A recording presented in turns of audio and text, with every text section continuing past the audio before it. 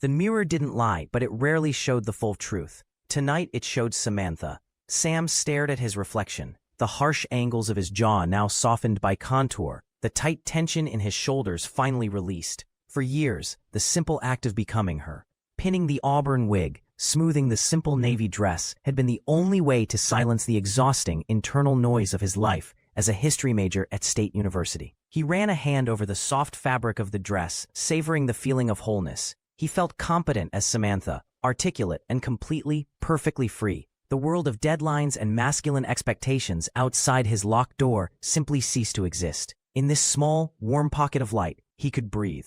The spell broke at 11:37 p.m. with a sound that should not have existed in a college dormitory, a heavy, wet thwomp against the outside of his door, followed by a faint, earthy scent of rain and old parchment filtering under the crack. Sam froze, his heart dropping instantly into his stomach. Only the mail slot should make noise, and the postal service had hours ago finished its rounds. He was still in the full glow of Samantha's makeup and wig. He stood motionless, praying it was a clumsy neighbor, but the scent persisted, strong, like the air just before a thunderstorm. He had to move, now. In a frenzy of fear, Samantha vanished. The navy dress was violently stripped off, balled up, and jammed into the false bottom of the storage chest. The wig was snatched away, the delicate net snagging on his earlobe.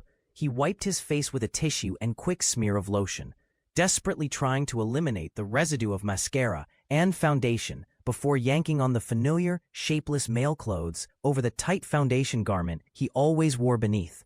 He checked the mirror one last, frantic time. Sam R. Halloway, the reserved college kid, stared back.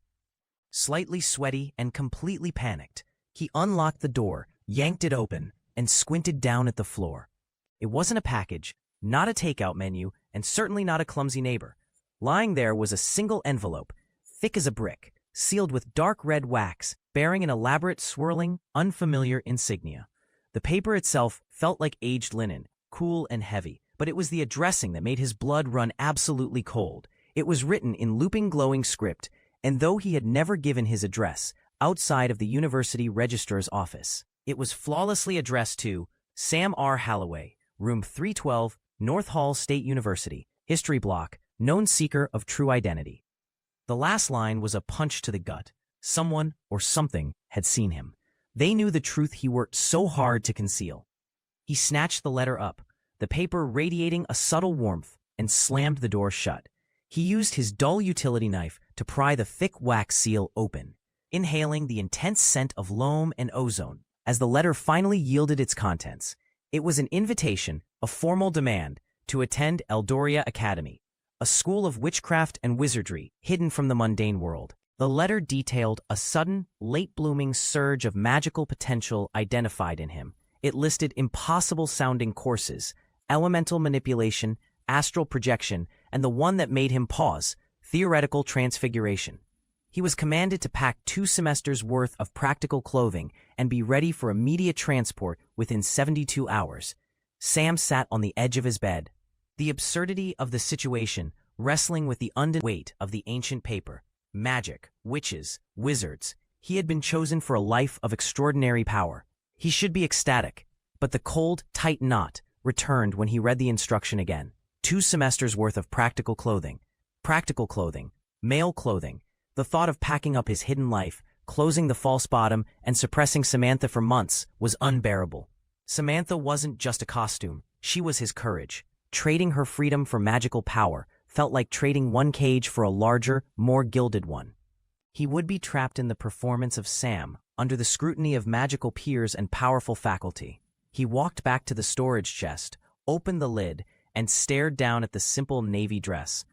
The velvet looked back, silent and expectant.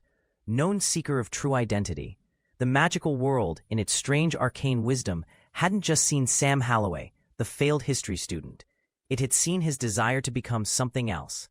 If Eldoria was truly a place of transformation, a place where reality was fluid and forms could be shifted, then perhaps the very magic he was meant to study was the key to his own liberation. He didn't have to leave her behind. He could learn how to make her permanent. He reached down and pulled the dress out. He laid it flat on his bed, then carefully opened his largest, most innocuous suitcase. He didn't pack his winter sweaters. "We're going to school, Samantha," he whispered, a solemn promise spoken into the quiet. "And we're going to be ready." He began folding the dress, making space for the wig, the discreet makeup bag, and the tight, empowering garments. Sam R. Halloway was going to Eldoria Academy, but Samantha was the persona who was going to conquer it. The War of the Roses could wait. The war for his identity had just claimed its new battlefield. If you loved this video, give it a big thumbs up. Let me know in the comments what you want to see next, and smash the hype button to help my channel grow.